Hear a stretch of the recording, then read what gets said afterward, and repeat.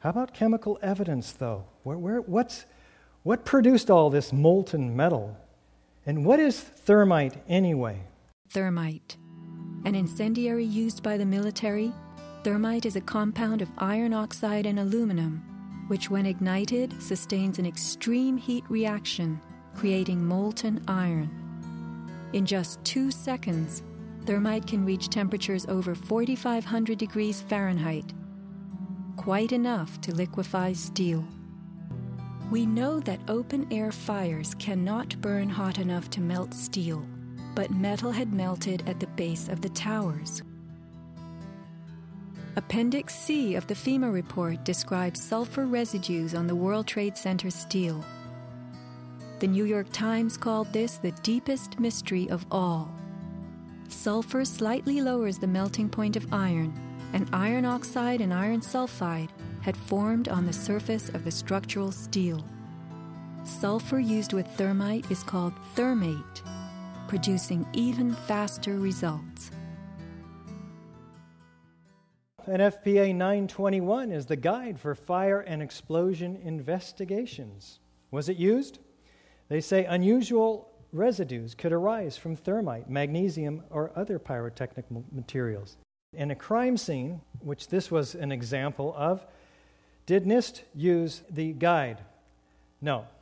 They acknowledged they didn't even look for such evidence. But others did. Dr. Stephen Jones performed chemical analysis on the previously molten metal. He did some background research, again part of the scientific method. Thermite would create a characteristic burn pattern with a white ash, a white-yellow hot liquid metal, an intense white reaction zone seen.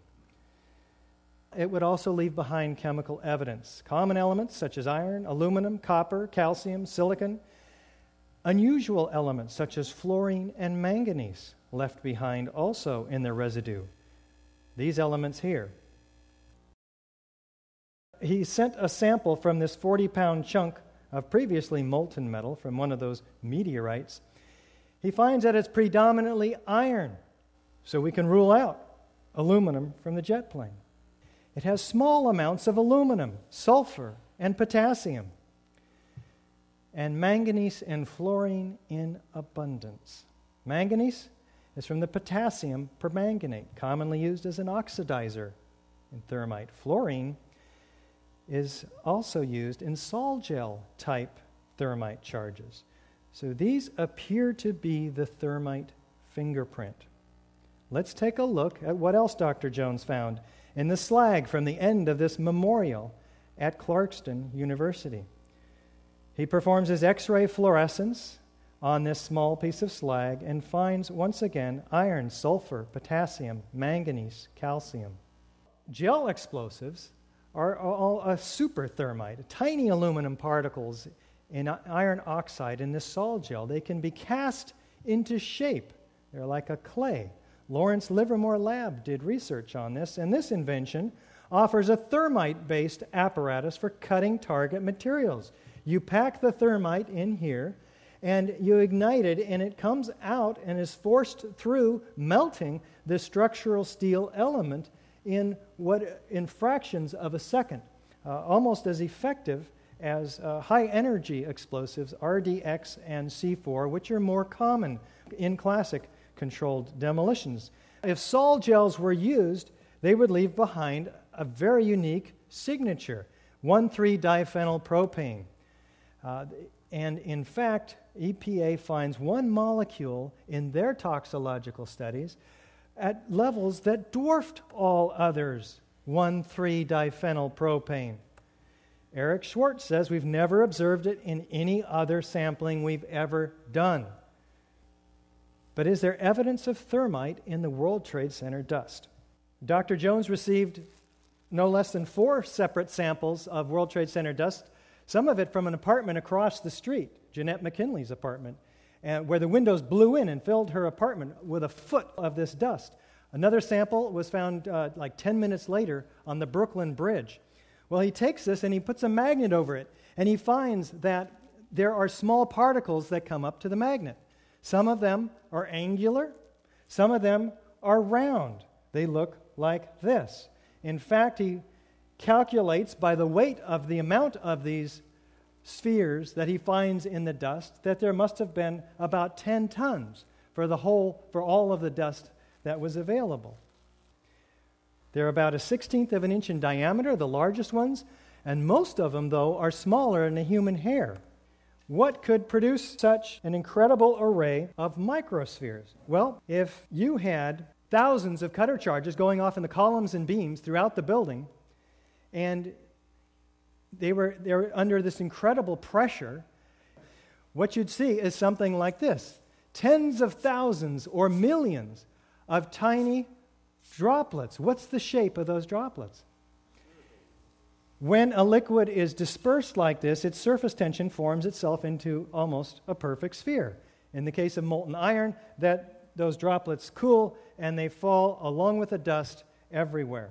He compares the spheres to a known thermite experiment performed by John Peroulis in Nevada, which finds the same spheres. In fact, we do another XEDS, and we find in the microspheres the same kinds of evidence. We have iron, manganese, and in the case of this known thermite signature, it matches basically. In other words, we have a controlled experiment to compare the results against. And for those who know how to read these graphs, such as Dr. Jones and others, this is pretty much of a direct match indicating that this is the signature of thermite. Dr. Jones is not the only one who finds these iron-rich microspheres. The EPA finds them in all the dust in the toxicological studies they're doing. They have no idea where they came from. They don't report the results other than just a tiny bit. They're curious. They sweep it under the rug. It has only one possible formation, and that is from liquid molten iron under extreme pressure. R.J. Lee finds the iron-rich microspheres on top of the Deutsche Bank building in their toxicological studies. Is this what corroded the tops of these cars? This atomized thermite, cooling. Manganese was also found in large proportions, very toxic stuff from the city's chief medical examiner. Very, very concerned about it. Well, Dr. Jones concludes that given the mix of trace metals present in these high concentrations in the dust, such as zinc, copper, manganese, and the formation of iron-rich aluminum spheres, it's clear that significant aluminothermic reactions occur, and he can reverse engineer this and suggest to us that there must have been in the thermite mix powders of aluminum, iron oxide, copper oxide, zinc nitrate, and potassium permanganate. Well, would there possibly be any unignited thermite pieces in the World Trade Center dust? Indeed, he finds it. It also comes up to the magnet from his dust samples. Many chips. This one, a 1/16 of an inch long, red on one side, gray on the other. The red side is composed of tiny iron oxide particles and aluminum. In fact, he does an XEDS on this stuff too, and he finds a little bit of sulfur, more aluminum, lots of iron, and manganese. And compare that to the traditional thermite, it's also a match for unignited thermite. This stuff is not made in a cave in Afghanistan. The Lawrence Livermore Lab came out with papers only a year or two ago about this stuff. The particles being so small allow for almost instantaneous ignition between the two chemicals, the aluminum and the iron oxide, producing very explosive results. Los Alamos Lab and Lawrence Livermore Lab have produced these results.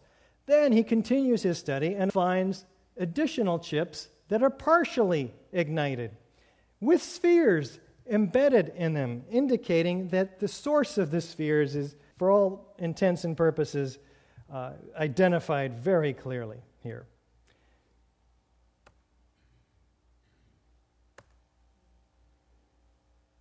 Partially reacted thermite.